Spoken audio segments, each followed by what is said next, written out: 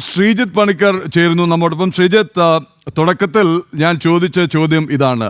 നമ്മൾ ഓപ്പറേഷൻ സിന്ദൂറിൽ കണ്ടതുപോലെ തന്നെ പ്രിസൈസീവ് പ്രീഎംപ്റ്റീവ് സ്ട്രൈക്ക് ആയിരുന്നു ഇസ്രയേൽ നടത്തിയത്.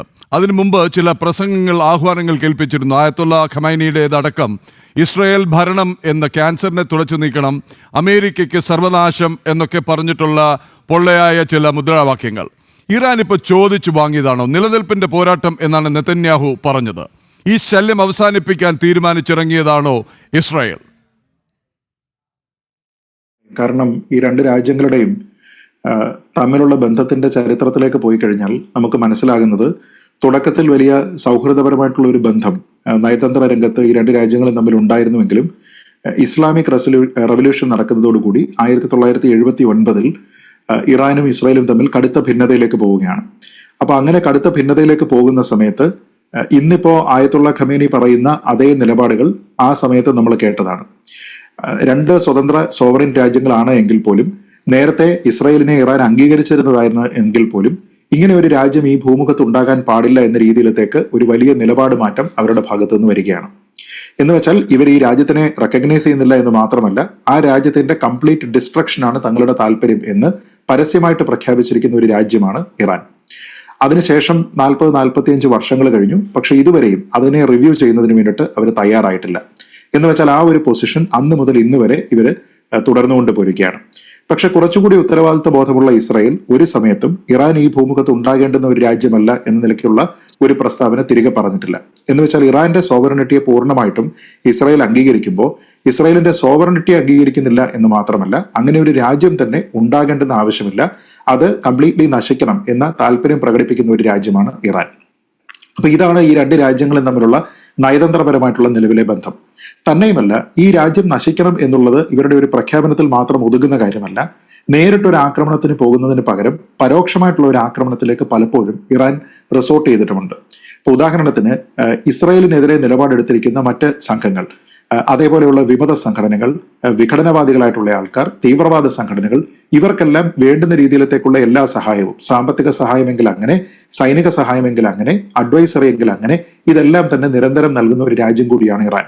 അതിപ്പോ ഹെസ്ബുള്ള ആയാലും ഹമാസ് ആയാലും ഹൂത്തികളായാലും ഇവർക്കെല്ലാം വേണ്ടുന്ന രീതിയിലത്തേക്കുള്ള പിന്തുണ നൽകുകയും അവരുടെ പോരാട്ടം എന്നത് ഇസ്രായേലിനെതിരെയാണ് എന്നതുകൊണ്ട് മാത്രം സമാധാനം കിട്ടുകയും ചെയ്യുന്ന ഒരു രാജ്യം കൂടിയാണ് ഇറാൻ. എന്ന് വെച്ചാൽ ഞാൻ പറയുന്നത്, അന്താരാഷ്ട്ര രംഗത്ത് നയതന്ത്രപരമായിട്ട് ഒരു രാജ്യവും മറ്റൊരു രാജ്യത്തിനെതിരെ സ്വീകരിക്കാൻ കഴിയാത്ത ഒരു നിലപാട്, പാടില്ലാത്ത ഒരു നിലപാട് സ്വീകരിക്കുന്ന ഒരു രാജ്യമാണ് ഇറാൻ. ഇപ്പൊ നമുക്കറിയാം, രണ്ട് രാജ്യങ്ങൾ, ഇന്ത്യയും പാകിസ്ഥാനും 1947 ഓഗസ്റ്റിൽ ടെറിട്ടോറിയൽ ഇന്റഗ്രിറ്റി ഉള്ള രണ്ട് രാജ്യങ്ങളായിട്ട് സ്ഥാപിക്കപ്പെടുന്നു. ആ സമയം മുതൽ തന്നെ രണ്ട് രാജ്യങ്ങളും തമ്മിൽ കടുത്ത ശത്രുത നിലനിൽക്കേണ്ടുന്ന സാഹചര്യവുമുണ്ട്, പ്രത്യേകിച്ച് കാശ്മീരിനെ ചൊല്ലി. പക്ഷെ ഇന്ന് വരെ ഇന്ത്യ നിലനിൽക്കേണ്ടതല്ല എന്ന് പാകിസ്ഥാനോ പാകിസ്ഥാൻ നിലനിൽക്കേണ്ടതല്ല എന്ന് ഇന്ത്യയോ പറഞ്ഞിട്ടില്ല. നമ്മളാണ് ആദ്യം ആണവായുധ കപ്പാസിറ്റി കൈവരിച്ച ഒരു രാജ്യം. എന്നിട്ട് നമ്മൾ അതിനെ നമ്മുടെ ഒരു അഡ്വാൻറ്റേജിന് വേണ്ടി ഏകപക്ഷീയമായിട്ട് നമ്മൾ പാകിസ്ഥാന് മേൽ ഉപയോഗിച്ചിട്ടില്ല.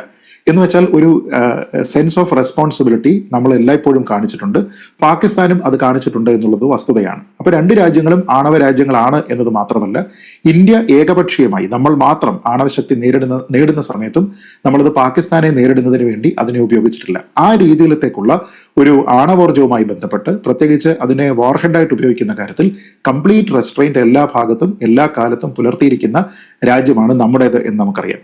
പക്ഷേ ഇറാൻ അങ്ങനെയല്ല. ഇറാനെ സംബന്ധിച്ചിടത്തോളം അവർക്ക് ഒരു ബാലിസ്റ്റിക് സംവിധാനം അവിടെ ഡെവലപ്പ് ചെയ്യണം എന്നുള്ളതിന്റെ അടിസ്ഥാനത്തിൽ ബാലിസ്റ്റിക് മിസൈലുകളുമായി ബന്ധപ്പെട്ട് ഇവർക്കൊരു ട്രീറ്റി ഉണ്ടായിരുന്നു. ആ ട്രീറ്റിയിൽ സിഗ്നറ്ററി ആയിട്ട് ഇവരോടൊപ്പം തന്നെ അമേരിക്കയും UK-യും ജർമ്മനിയും ഫ്രാൻസും ചൈനയും റഷ്യയും ഒക്കെ തന്നെ ഉണ്ടായിരുന്നു.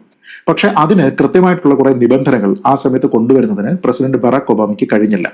അതുകൊണ്ട് തന്നെ ഒന്നാമത്തെ തവണ ട്രംപ് അഡ്മിനിസ്ട്രേഷൻ അമേരിക്കയിൽ അധികാരത്തിൽ വരുന്ന സമയത്ത് ഈ കരാറിനെ പുനഃപരിശോധിക്കുകയും അതിൽ നിന്ന് അമേരിക്ക എക്സിറ്റ് ആവുകയും ചെയ്തു. അതിന് അവർക്ക് അവരുടേതായിട്ടുള്ള കാരണങ്ങളുണ്ട്. ഇപ്പോൾ ഒന്നാമത്തെ കാരണം എന്ന് പറഞ്ഞാൽ തന്നെ, ബാലിസ്റ്റിക് മിസൈൽ കേപ്പബിലിറ്റി ഇവർക്ക് ഡെവലപ്പ് ചെയ്യുമ്പോൾ എത്ര ബാലിസ്റ്റിക് മിസൈലുകൾ ഡെവലപ്പ് ചെയ്യാം എന്നതിന് ഒരു അപ്പർ ക്യാപ്പ് വെച്ചിരുന്നില്ല. അപ്പോൾ അങ്ങനെ ഇവർക്ക് ഈ ടെക്നോളജി, അവരുടെ ആ സാങ്കേതിക വിദ്യ എല്ലാം അവർ സ്വായത്തമാക്കി കഴിഞ്ഞാൽ അവർ യഥേഷ്ടം ബാലിസ്റ്റിക് മിസൈലുകൾ ഉണ്ടാക്കുകയാണെങ്കിൽ അവരോട് ശത്രുതയുള്ള, അല്ലെങ്കിൽ അവർക്ക് ശത്രുതയുള്ള രാജ്യങ്ങളുടെ എക്സിസ്റ്റൻഷ്യൽ ക്രൈസിസ് അവിടെ ഉണ്ടാകും എന്നുള്ള ഒരു പോയിന്റ് ട്രംപിന് അന്ന് തന്നെ ഉണ്ടായിരുന്നു.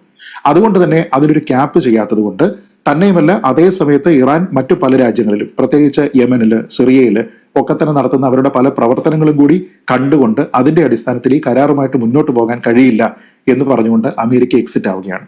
അങ്ങനെ അമേരിക്ക 2018 ഇതിൽ നിന്ന് എക്സിറ്റ് ആകുന്നതിന് ശേഷം ഇറാൻ ചെയ്തിരിക്കുന്ന കാര്യം ഒന്ന് മാത്രം നോക്കിക്കഴിഞ്ഞാൽ ഇന്ന് ഇസ്രായേലിനെ ആർക്കും കുറ്റം പറയാൻ കഴിയില്ല. കാരണം 2018 ശേഷം ഈ കരാറിൽ നിന്ന് അമേരിക്ക എക്സിറ്റ് ആയതിനു ശേഷം ഏകപക്ഷീയമായി യുറേനിയം എൻറിച്ച്മെന്റിനെ അതിന്റെ പരമാവധി വേഗത്തിൽ കൊണ്ടുപോകാനാണ് ഇറാൻ ശ്രമിച്ചത്. അപ്പൊ അതിന്റെ ഭാഗമായിട്ട് ഇറാൻ സൈൻ ചെയ്തിരിക്കുന്ന അന്താരാഷ്ട്ര ആണവോർജ്ജ ഏജൻസിയുടെ മെമ്പറാണ്.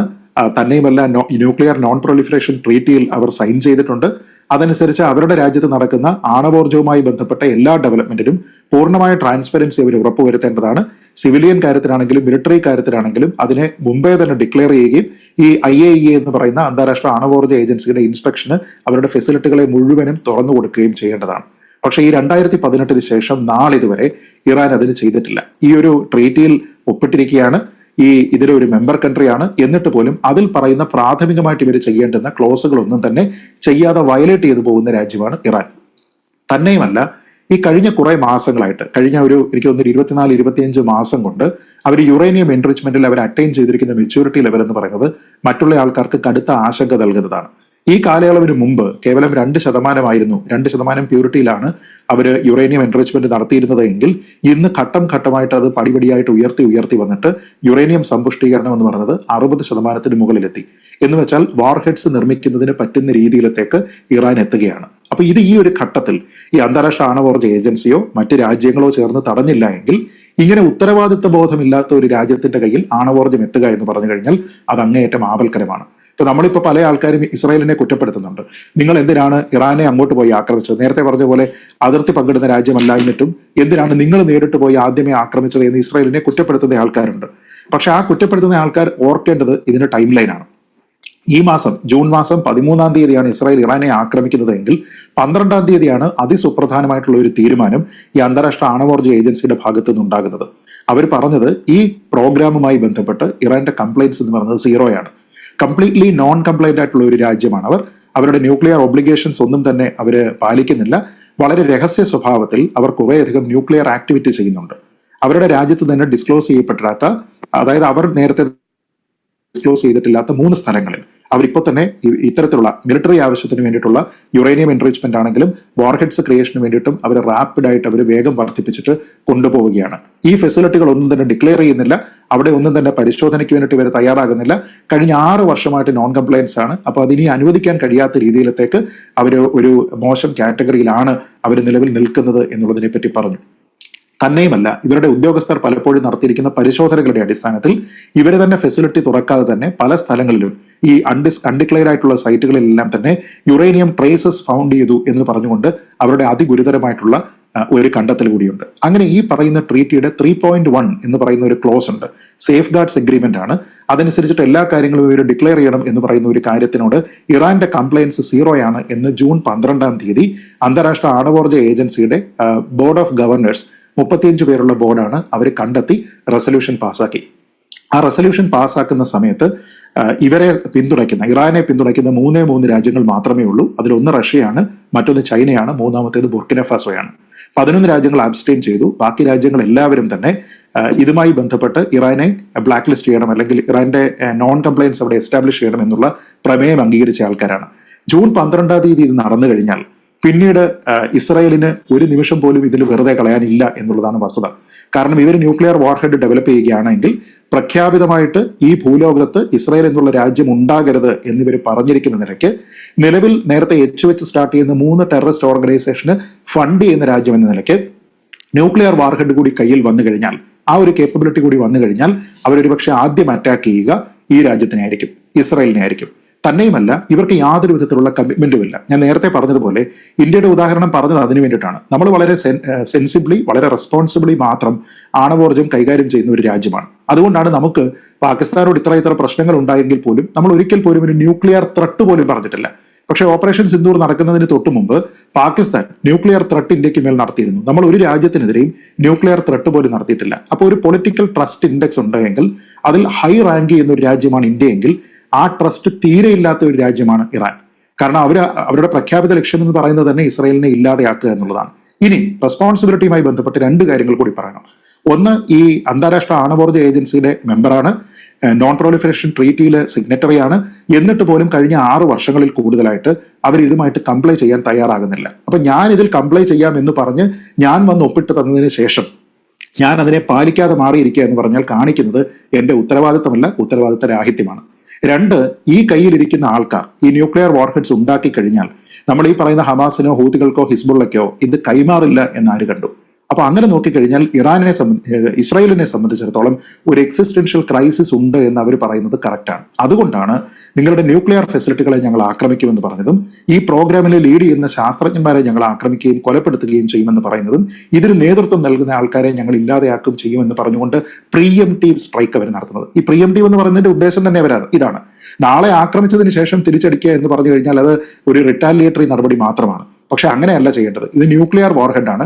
അതുകൊണ്ട് അത് ഡെവലപ്പ് ചെയ്യുന്ന കേന്ദ്രങ്ങൾ, ആ കേന്ദ്രങ്ങൾ ഏതൊക്കെയാണെന്ന് പോലും ഈ ബോർഡ് ഓഫ് ഗവർണേഴ്സ് പറയുന്നുണ്ട്. ലാവിസാൻ ഷിയാനിലുണ്ട്, വാരാമിനിലുണ്ട്, ടർക്കസാബാദിലുണ്ട്, ഈ സ്ഥലങ്ങളിലെല്ലാം ഉണ്ട് എന്ന് അവർ തന്നെ പറയുന്നു. അപ്പോഴാണ് മറ്റൊരു സ്ഥലത്ത് കൂടി ഉണ്ട് എന്ന് പറഞ്ഞുകൊണ്ട് പിന്നീട് ഇറാന്റെ ഒരു ഡിക്ലറേഷൻ വരുന്നത്. എന്ന് വെച്ചാൽ വളരെ റാപ്പിഡ് ആയിട്ടുള്ള ഒരു ഗ്രോത്ത് ആണ്. ഇത് ഏറ്റവും കൂടുതൽ ആരെങ്കിലും ആശങ്കപ്പെടുത്തുന്നുണ്ടെങ്കിൽ, അസ്വസ്ഥപ്പെടുത്തുന്നുണ്ടെങ്കിൽ അത് ഇസ്രായേലിനെയാണ്. ഒരൊറ്റ ചോദ്യം കൂടി അവിടെ വരുന്നുണ്ടപ്പോ, ഇന്ത്യക്ക് ഇതില്ലേ? ഇന്ത്യ ഡെവലപ്പ് ചെയ്തിട്ടില്ലേ? ഇസ്രായേൽ ഡെവലപ്പ് ചെയ്തിട്ടില്ലേ? അമേരിക്ക ഡെവലപ്പ് ചെയ്തിട്ടില്ലേ? അപ്പൊ പിന്നെ എന്തുകൊണ്ട് ഇറാൻ ആയിക്കൂടാ എന്നുള്ള ഒരു ചോദ്യമുണ്ട്. പക്ഷെ അവിടുത്തെ ഏറ്റവും പ്രധാനപ്പെട്ട കാര്യം ഞാൻ നേരത്തെ പറഞ്ഞിരിക്കുന്ന ട്രസ്റ്റ് ഇൻഡെക്സ് ആണ്. ഏതെങ്കിലും ഒരു രാജ്യത്തെ ഈ ഭൂമുഖത്ത് നിന്ന് വൈപ്പ് ഔട്ട് ചെയ്യാനായിട്ട് താല്പര്യമുണ്ട് എന്ന് പ്രഖ്യാപിച്ചിരിക്കുന്ന രാജ്യങ്ങളല്ല ഇതൊന്നും. തന്നെയുമല്ല ഈ NPT പോലെയുള്ള ഒരു ക്ലോസിൽ ഇന്ത്യയോ ഇസ്രായേലോ സിഗ്നറ്ററിയുമല്ല. അപ്പൊ നമ്മൾ പറഞ്ഞിരിക്കുന്നത് ഇപ്പൊ ഇന്ത്യയുടെ പൊസിഷൻ എങ്ങനെയാണെന്ന് വെച്ച് കഴിഞ്ഞാൽ, സിവിലിയൻ ആവശ്യത്തിനുള്ള എല്ലാ ന്യൂക്ലിയർ കാര്യങ്ങളിലും നമ്മൾ ഈ അന്താരാഷ്ട്ര ആണവോർജ്ജ ഏജൻസിയെ സഹകരിപ്പിക്കും. അവരുടെ ഇൻസ്പെക്ഷൻ നമ്മൾ തുറന്നു കൊടുക്കും. പക്ഷെ സൈനികമായിട്ടുള്ള ഡെവലപ്മെന്റ് നമ്മൾ നമ്മുടേതായിട്ട് മാത്രമാണ് കീപ്പ് ചെയ്യുക. അപ്പൊ അതിന് നമ്മൾ ഒരു ട്രീറ്റിയും സൈൻ ചെയ്തിട്ടില്ല. പക്ഷെ ഇവിടെ ഇറാൻ കാണിക്കുന്നത് വിശ്വാസവഞ്ചന കൂടിയാണ്. അവർ ആ ട്രീറ്റിയിൽ നിന്ന് പിന്മാറുന്നില്ല, ആ ട്രീറ്റിയിൽ സിഗ്നറ്ററിയാണ്. എന്നിട്ട് പോലും ഈ ഫെസിലിറ്റികളെ, സിവിലിയൻ ആണെങ്കിലും മിലിറ്ററിക്ക് ആണെങ്കിലും ആ ഫെസിലിറ്റികളെ തുറന്നു കാണിക്കുന്നില്ല. കഴിഞ്ഞ മാസങ്ങളായിട്ട് അവർ യുറേനിയം എൻറിച്ച്മെന്റ് ഏറ്റവും ഹൈ കപ്പാസിറ്റിയിൽ ഇവർ നടത്തുകയുമാണ്.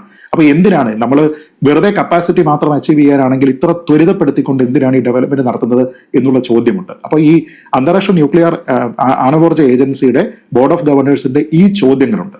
സാങ്കേതികമായി ഈ ചോദ്യങ്ങൾക്ക് നിങ്ങൾ മറുപടി പറയണമെന്ന് ഇറാനോട് ആവർത്തിച്ച് അവർ ആവശ്യപ്പെട്ടിട്ടും അതിന് മറുപടി നൽകാൻ പോലും അവർ തയ്യാറായിട്ടില്ല എങ്കിൽ, ആർക്കെങ്കിലും ഒരു എക്സിസ്റ്റൻഷ്യൽ ക്രൈസിസ് ഉണ്ടെങ്കിൽ, എക്സിസ്റ്റൻഷ്യൽ ത്രെട്ട് ഉണ്ടെങ്കിൽ അത് ഇസ്രായേലിനാണ്. അതുകൊണ്ട് അവരുടെ പ്രീഎംപ്റ്റീവ് സ്ട്രൈക്കിനെ നമുക്ക് കുറ്റം പറയാൻ കഴിയുകയില്ല. കാരണം ഈ രാജ്യം ഇവിടെ വേണ്ട എന്നുള്ള അഭിപ്രായമുള്ള രാജ്യമാണ് ഇറാൻ. അതുകൊണ്ട് ഈ വിഷയത്തിൽ ഇറാനൊപ്പം നിൽക്കാൻ കഴിയുമെന്ന് എനിക്ക് തോന്നുന്നില്ല. ശ്രീ പ്രദീപ്. ശ്രീജിത്ത്, ഇത് ഒരു ഭാഗം മാത്രമാണ് നമ്മളിപ്പോൾ സ്പർശിച്ചു പോയത്. എൻ്റെ ചോദ്യത്തിന് ഉത്തരം അതാണ്. ഒരു അടി, അതല്ലെങ്കിൽ അതിശക്തമായ ഒരു ആണവായുധ പ്രയോഗം നടന്നതിന് ശേഷമുള്ളൊരു റിറ്റാലിയേഷൻ അല്ലെങ്കിൽ തിരിച്ചടിച്ചു എന്ന് പറയുന്നതിനപ്പുറം പ്രീഎംപ്റ്റീവായിട്ട് ആ ശേഷിയുടെ കടയ്ക്കൽ തന്നെ വളരെ കൃത്യമായി ആക്രമണം ചെന്നിരിക്കുന്നു. അതിൻ്റെ ഉപജ്ഞാതാക്കളെ, അതിൻ്റെ ബുദ്ധി കേന്ദ്രങ്ങളെ, ആണവോർജ്ജ സംഘടനയുടെ മുൻ തലവനെ, ആണവ ശാസ്ത്രജ്ഞരെ, ആയത്തുള്ള ഖമൈനിയുടെ ഉപദേശകനെ, സൈന്യത്തിൻ്റെ വിവിധ വിഭാഗങ്ങളുടെ തലകളെ കൃത്യമായി ഇല്ലാതാക്കിയിരിക്കുകയാണ് ഇസ്രായേൽ. പറഞ്ഞുകൊണ്ട് ഏറ്റവും ഒടുവിൽ ഇപ്പോൾ എഡിറ്റേഴ്സ് ചോയ്സ് നടക്കുമ്പോൾ നെതന്യാഹുവിൻ്റെ ഏറ്റവും ഒടുവിലുള്ള മുന്നറിയിപ്പ് പോസ്റ്റ് വന്നിട്ടുണ്ട്. ശക്തമായ മുന്നറിയിപ്പാണ്. സ്ത്രീകളും കുട്ടികളും അടക്കമുള്ള നിരപരാധികളെ കൊന്നൊടുക്കുന്നതിന് കനത്ത വില നൽകേണ്ടി വരും, ഒറ്റയടിക്ക് തുടച്ചു നീക്കുമെന്ന് പറഞ്ഞിരിക്കുകയാണ്. ഇത് മോക്ഷത്തിലേക്കുള്ള യുദ്ധമാണ്. ക്രൂരനായ ശത്രുവിനെതിരെ ജനങ്ങൾ ജാഗ്രത പാലിക്കണം. Sending out a big hug to the people എന്നാണ് നെതന്യാഹുവിൻ്റെ പോസ്റ്റ്.